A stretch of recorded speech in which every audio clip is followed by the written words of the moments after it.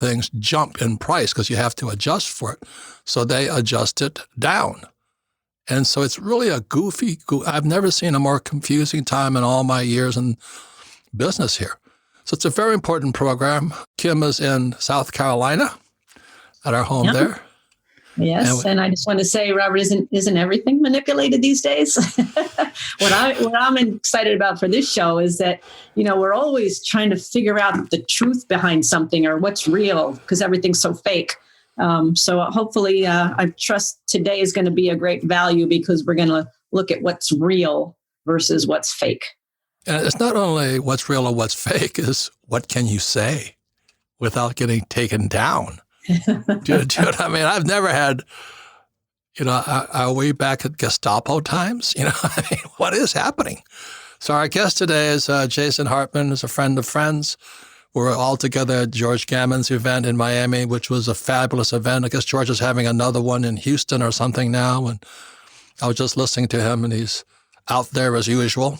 And so it's a very important time to be paying attention, not that what we say are facts, but these are our points of view of what's going on in the economy today. So our guest today is Jason Hartman. He's the founder and CEO of the Hartman Media Company and the Hartman Foundation. And we're going to be talking about HCI. So Jason, give us a little bit of your background, but what does HCI mean? Thanks, Robert. The HCI is a new index that I created to try and get a better handle on real estate values and to backtest them through history, and then to also use the HCI, the Hartman Comparison Index, to project forward what might be coming down the pike. Because as you've said and Kim has said, we are in very strange times. Everything is manipulated nowadays. Everything is a scam. I think people are catching on.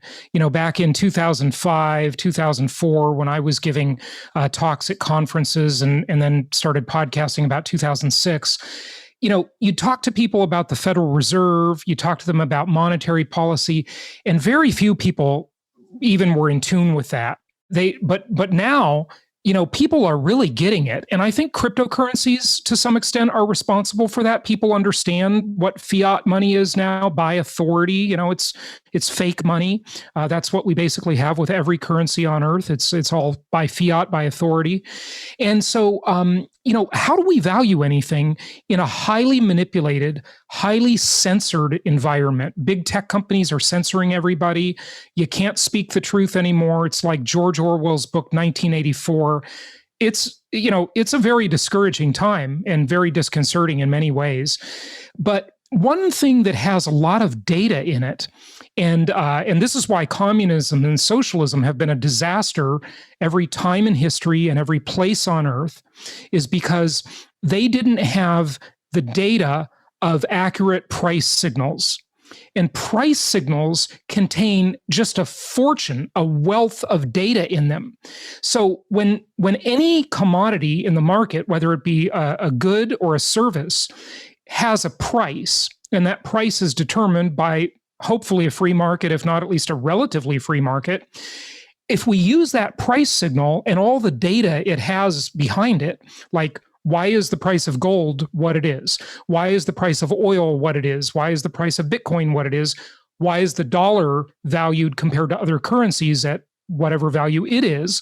When we use all that data and we take maybe 40 of these products and services or commodities and services, and we combine them into an index, and then